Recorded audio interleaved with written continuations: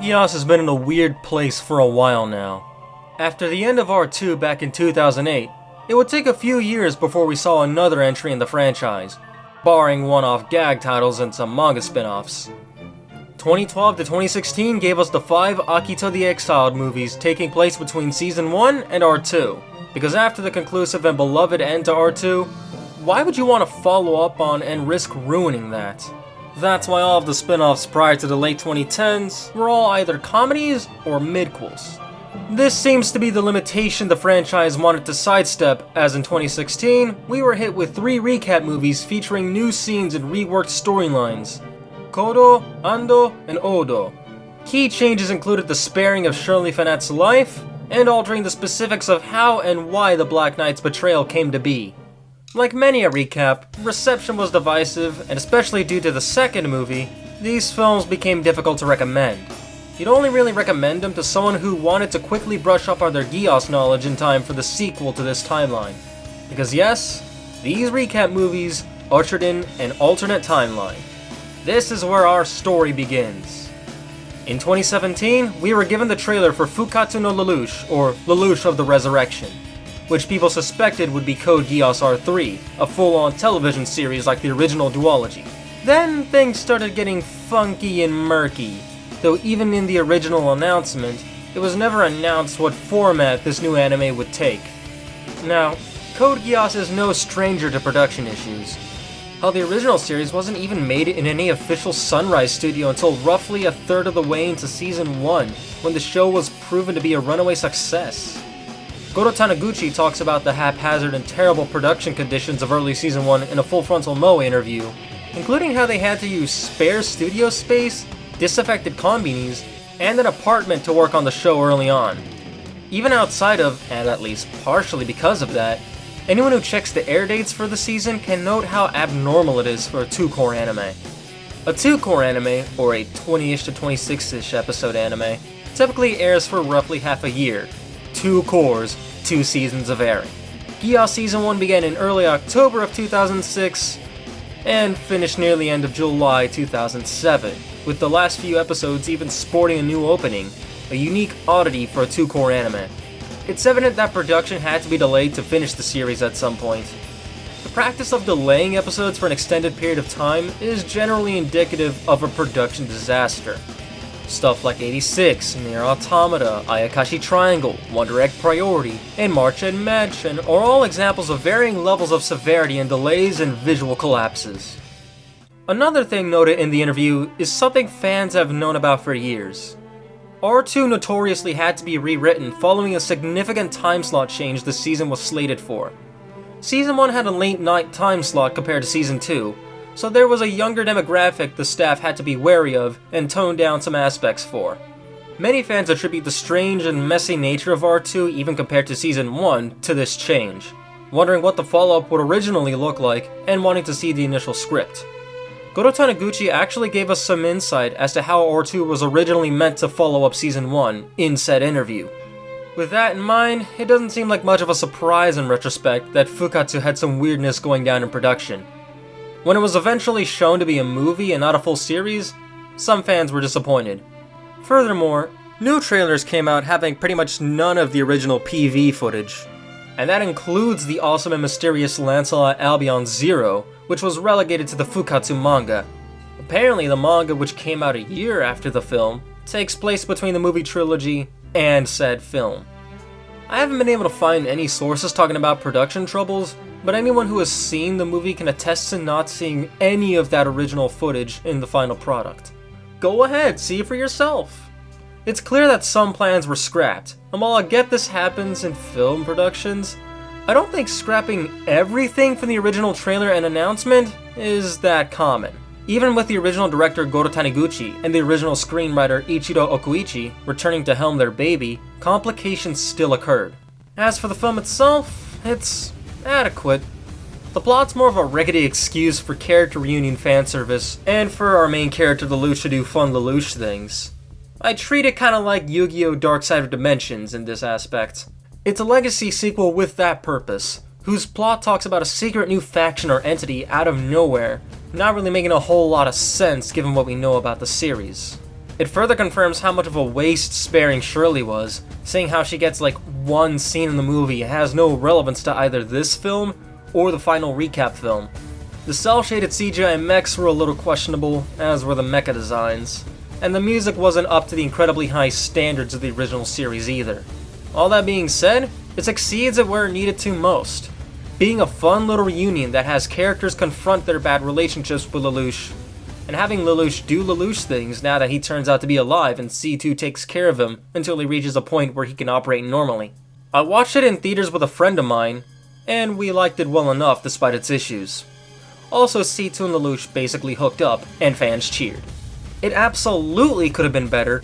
However, it does show that the original duo can still do a decent enough job at moving the series forward, to the point where I was actually able to accept this new direction for the franchise.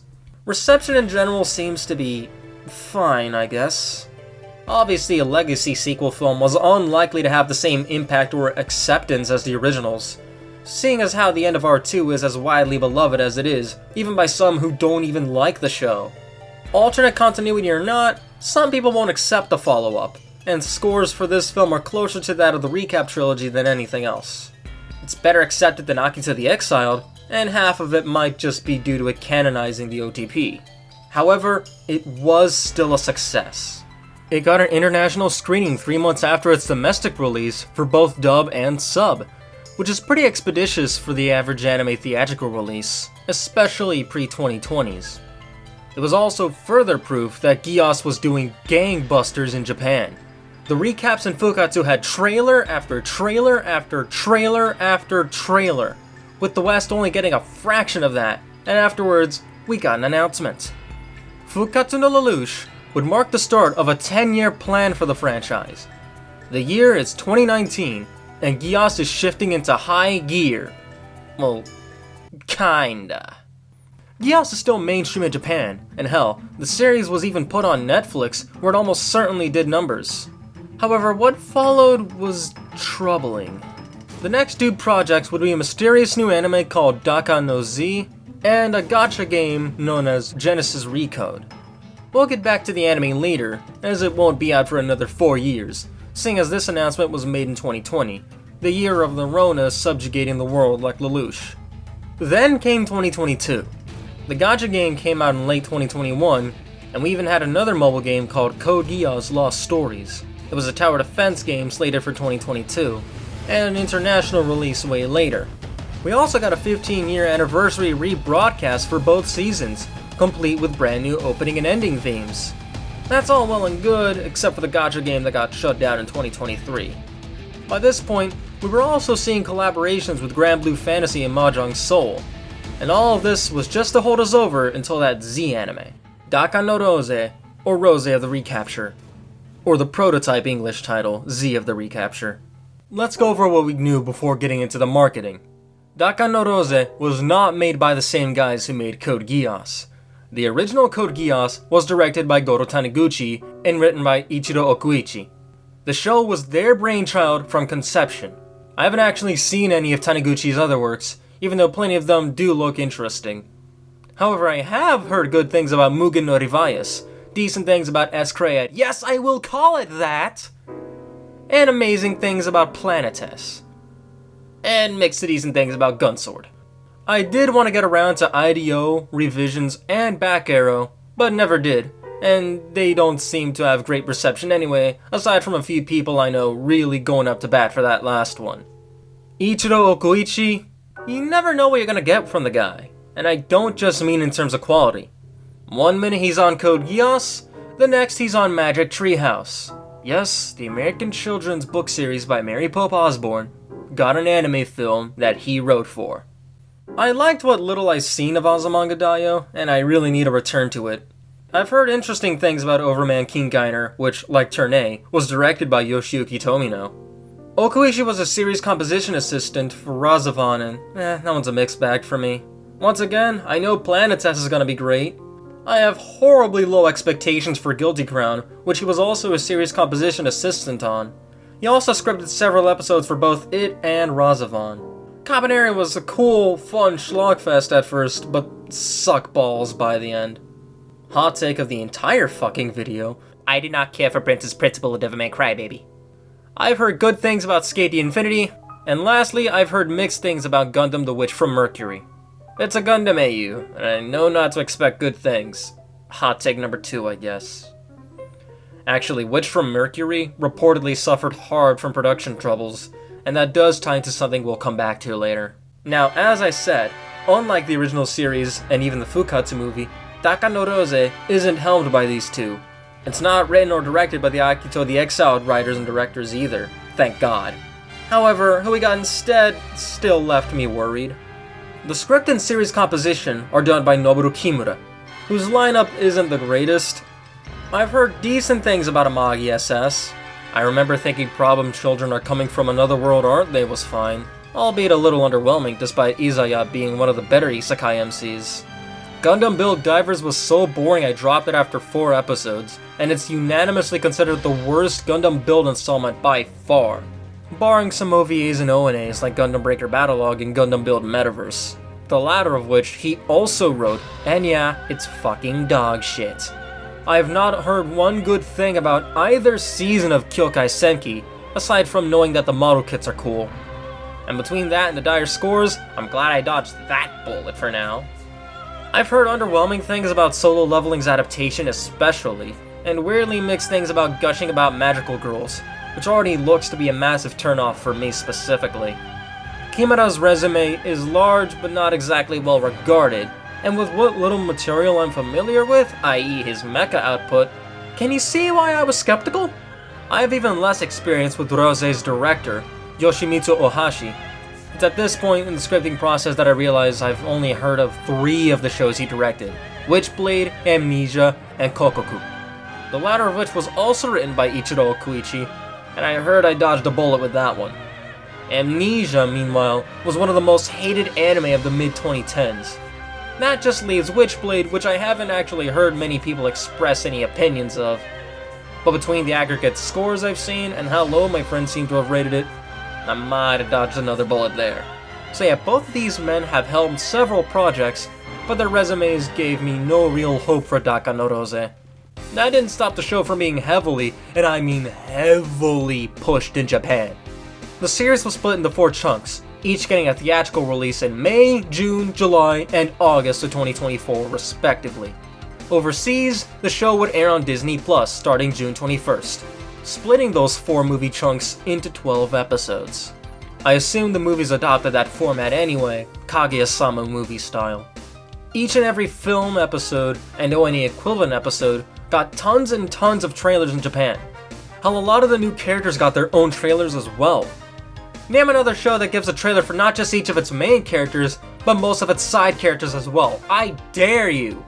Overseas marketing tells you an entirely different story. I started writing the script at the end of June, and at the time, there were only 2 sub-trailers and no dub trailers. 4 months later and nothing's really changed. We have a dub, a good one at that, like the original, but not a single trailer uploaded to YouTube for it. Hell, my anime list only uploaded a Japanese subs trailer with no English subs option. It's like they're not even trying in the West. Geass may not be the titan it once was overseas in the mid-2000s to mid-2010s, but come on! Disney Plus only put out 1 sub-trailer so far, and no dub trailers, despite having the sole overseas streaming license!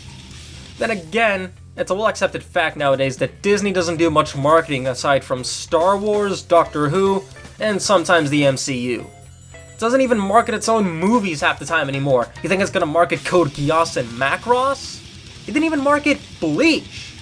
Crunchyroll marketed the new Bleach anime, and both it and Disney got to stream it.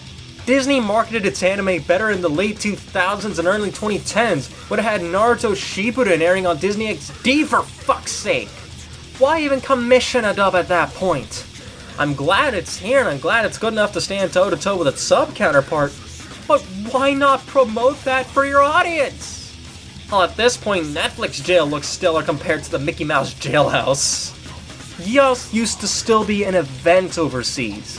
Maybe not so much with the Akito movies, but when Fukkatsu was announced, especially with the early PV, people were raving about it. Fukkatsu got both a dub and sub screening in American theaters, and unlike Rozé, it actually had official YouTube clips. It was still talked about for a bit after it came out, even if between the movie itself and the frustratingly awkward lead up to it and the recaps, the hype did kinda die down a bit. Now, I'm pretty sure you'd only know Rozé was a thing if you actively followed Code Geass news like a hawk, or if your Mal page notified you of it. That, or you either saw all the negative videos on it on YouTube, or you stumbled upon it on your Disney Plus and went, wait, is that a new sequel? Hell, don't take it from me or some of my friends, take it from Gomi-san. At least anecdotally, I had no idea they were even making this sequel to Code Geass, and I only found out about the show after one of my friends sent me the first episode. When I asked my college roommate whose favorite anime was Code Geass, he told me that he also had no idea that this show was being made, a sentiment that seems pretty common poking around online. It really is a tale of two cities, isn't it? Or rather, countries in this case. And naturally, America still has it better than most overseas countries in that respect. As for the show itself, it's about as bad as Akito, but in entirely different ways. I did a whole video breaking down the finale just to demonstrate how bad Rozé is. The opening and closing acts are extremely rushed, and the events that lead into how the narrative is even possible are so stupid that they render the Zero Requiem found at UNJ even less effective than the UN we have in real life. The majority of characters are so underwritten that pretty much the entirety of the Black Knight's XPs, aka the Seven Shining Stars, is comprised of personality-free caricatures that we barely know the first thing about. The antagonists range from kind of decent to fodder to fill a body count quota, except for the main villain, who is quite possibly the worst final antagonist in the series. The protagonists turn out to be pretty decent after a while, but their conflicts are often rushed, and their outcomes are as idiotic as Lelouch's and Suzaku's were brilliant. It's difficult to care about much of the main cast, and even those who do provide a reason to be invested don't offer much reward for it. The show often just borrows and remixes elements and plot lines from the original series, like the first few episodes of R1, or going after the Damocles, or again, the Black Knight's XPs. It doesn't advance any of the themes or ideas of the original, especially now that almost none of the OG show's characters have a real role to play barring cameos and background political work until the end where they're forced to fight off giant murder Roombas. The handling of discrimination in this show is also beyond excessive, and with none of the gravitas of the original, especially episode 1. Geass was never subtle about this stuff, it was out in the open and often bloody. However, it was never this sloppy or, dare I say, edgy about it. It never had characters beating up Japanese people for existing just so they could get whooped. It never had stupid murder Roombas sucking people up and shitting out blood geysers that leave blood clouds. It has the subtlety and grace of a white nationalist whose last name is Blackburn. I could go on, but I'll just say that while it does pick up towards the middle, it falls off a cliff by episode 9, when those murder Roombas enter the picture, and it just turns into, we must stop the bad guy from destroying all of humanity, with nothing else. The reception for the show has been rather cold as well. Scores were already middling throughout the course of its run, and it's not like it was well marketed overseas as I established. However, towards the back half, the score began plummeting, and with the finale, it's become by far the worst rated Code Geass anime, outside of some picture dramas and specials, and the Alice in Wonderland spoof.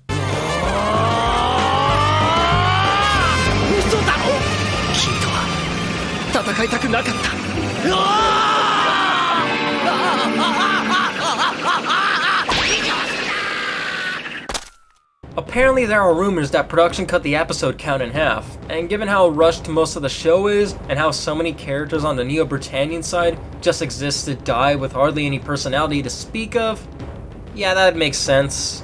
If anything, it would also further show how mismanaged the brand is to this day, and how the industry is so unsustainable that even new big shows and established juggernaut franchises like this and Gundam can't sustain the kinds of productions they once could.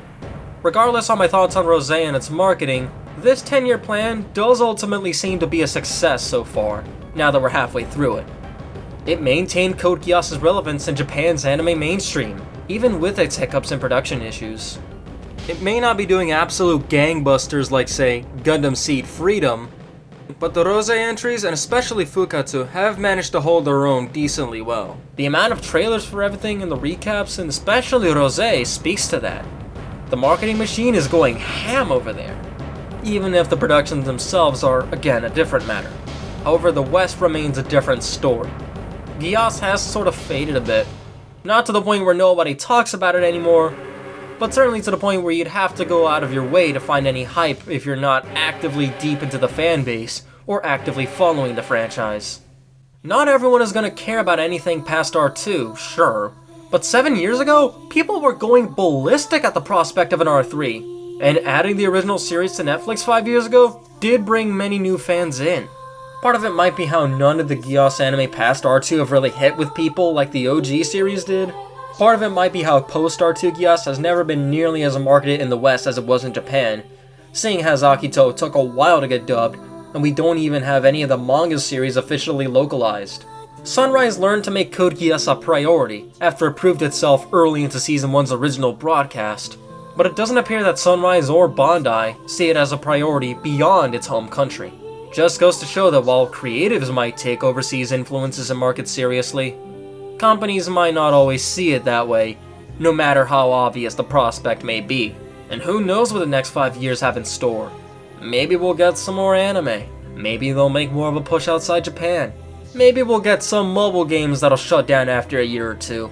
We'll just have to wait and see. But frankly, if a hollow, rushed, dumber and edgier Geass Greatest Hits compilation was the culmination of these first 5 years, I have no faith in what comes next, other than the knowledge that the brand will stay strong in Japan. But enough about me. What do you think?